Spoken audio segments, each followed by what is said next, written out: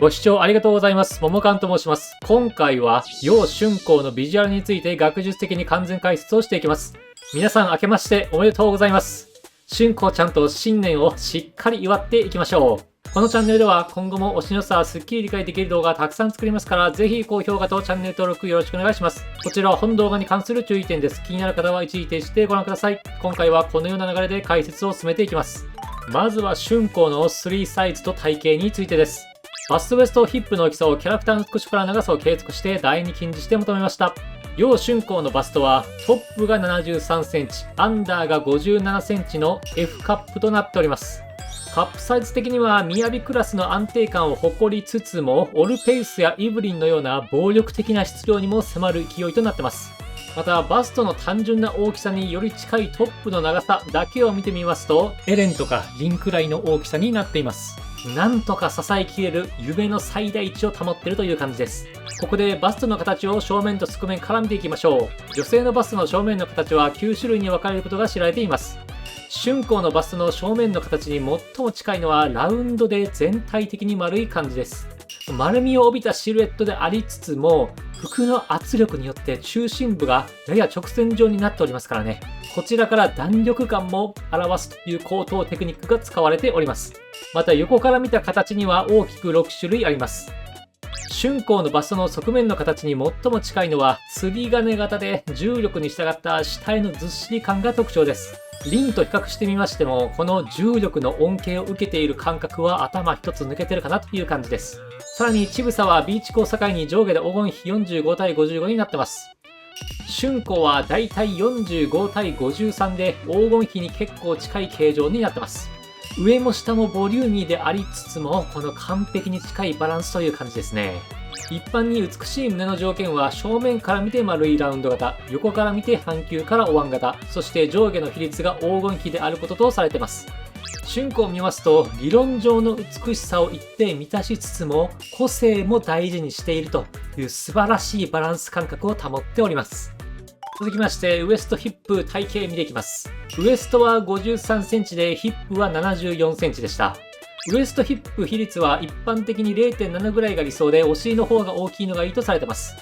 春光のウエストヒップバランスは 0.72 でかなりバランスがいいなという部類です。ほぼほぼ理想形でして歩く美術館と言えるでしょう。また3サイズから体型を3つに分類してみました。バストがでかいリンゴ型、ボンキッポンの砂時計型、ヒップがでかいような仕方です。計算式は以下の感じです。計算の結果、春光の体型は砂時計型で圧倒的なくびれの存在によって上下の膨らみを最大化させるという感じになっています。この芸術的な曲線美、皆さんの脳に焼き付きましたでしょうか。計算された美しさが伝わっていれば幸いです。次に可愛いモーション見ていきましょう。春光はね、まずウインクでご褒美をくれるんですね。はいはい、分かってます。こういうのはね、もう分かってても効くんですね。もう疲れた心にスッと染み当たりますね。で、足をクロスするじゃないですか。これね、黄金の交差です。はーっと一息つける実家のような安心感。いやー、帰ってきたなという感じです。また、冬移動ですね。いろいろと浮いてますね。もうこのまま一緒に天に昇りたいなと思います。で、この一瞬のためによって筋肉の生々しい実在感がふっと出てくるんですね。ふっと。またね、変身すると神々しさがすごいですね。まあでも結局ね、足へのリスペクトが止まらないです。変身解除の時にね、見た目が変わって、このポーズ一度で二度美味しいです。おせちのような満足感があります。次に太ももの太さを見ていきましょう。体の正面と側面の長さを計測して円形近似を用いて周囲長を計算しました。ここが一番盛り上がりを感じますから、ここを計測してます。すると、太ももの周りの長さは55センチぐらいでした。太ももの前の太さはだいたい17センチぐらいになってます。これはビビアンと同じぐらいかなという感じですね。500ml ペットボトルの高さが20センチほどですから、ちょっと細めかなという感じです。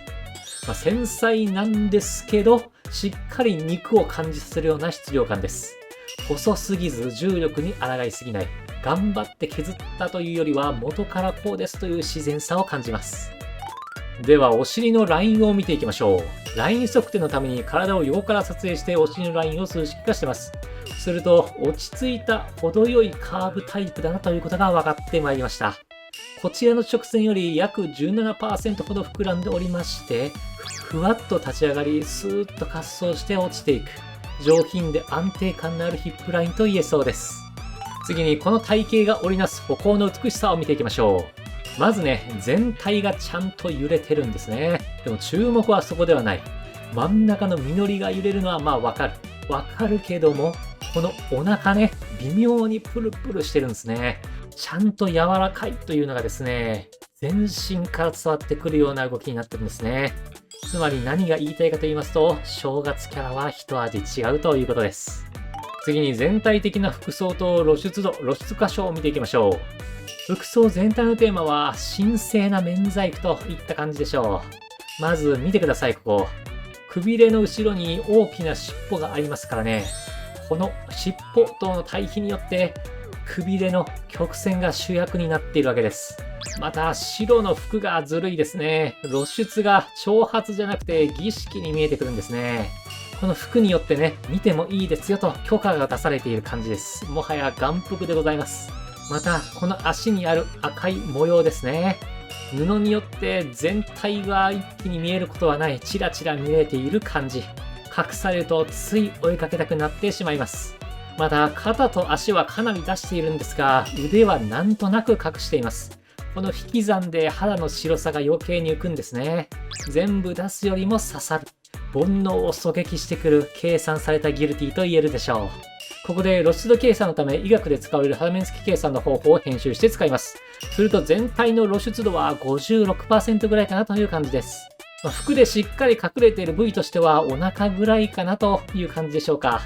5割を超えた肌色の暴力。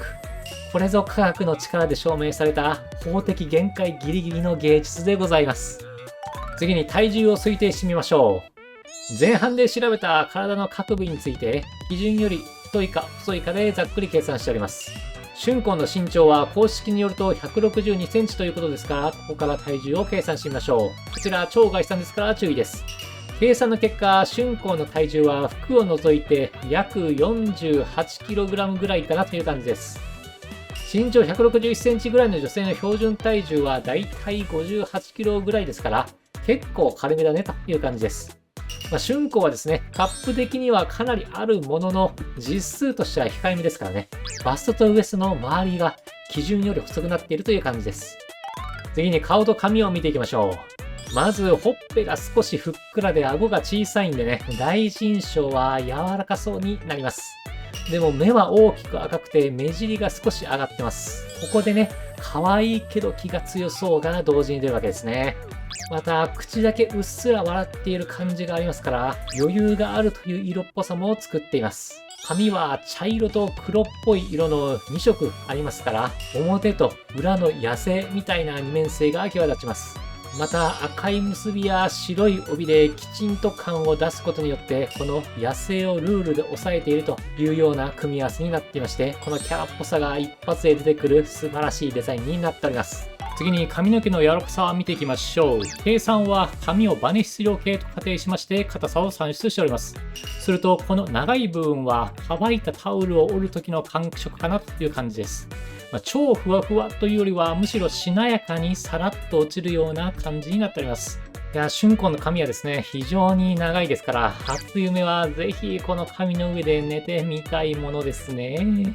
次に春婚の現時点での二次創作人気度を見ていきましょう。ピクシブにある過去作品の割合を見ていきます。ピクシブにある全ての作品数は824作品でした。過去作品は324作品でした。つまり過去作品の割合は 39% ということになります。この割合は雅と同じぐらいかなという感じです。高くはないんですが、しっかり需要を満たしてくれてます。彼女と初日の出を拝みに行きましょう。次に、性能とおすすめのトッツー見ていきましょう。性能はですね、全ゼロ初の2形態で戦うキャラになっているということですね。で、強化状態になると、トップクラスの倍率になってめっちゃ強いよということですね。で、トツですが、変身が好き、モフモフが好き、足が好き。これ全部好きな方はトツっていって満足できるかなと思います。好きなキャラにはね、ガンガン投資していきましょう。ここまでのビジュアルをまとめるとこんな感じです。春光は上品さと神聖さをまといながら、特選の存在感と重力感で視線を支配してきます。ご褒美も忘れずに可愛さと神々しさを一つの流れにまとめてくれます。露出は挑発ではなく儀式。隠し要素と視線誘導で見たい気持ちを丁寧に育ててくれる優秀なキャラクターとなっております。最後に春光の香りを考察妄想しました。春光に近づくと冷たい山の空気みたいな透明感と青い滝を折った時の青々しい感じが細く走り始めます。それは姉弟子としての落ち着きと面倒見の良さを表したような香りです。やがて炭と乾いた髪の匂いが芯になって白い花の気品が一輪だけ重なり合います。その深い余韻がそっと私たちを包み込んでくれることでしょう。解説は以上になります。春光は可愛さ、神聖感、あと H スパイス。これらを深く堪能できるキャラクターになっております。しっかり拝んでおきましょう。この動画についてご指摘、ご感想などありましたらお気軽にコメントお願いします。今後もここでしか得られない受精キャラクターの最新情報を提供します。見逃したくない方はチャンネル登録と高評価ぜひお願いします。あとコメントもお願いします。以上、ももかんでした。ではまた。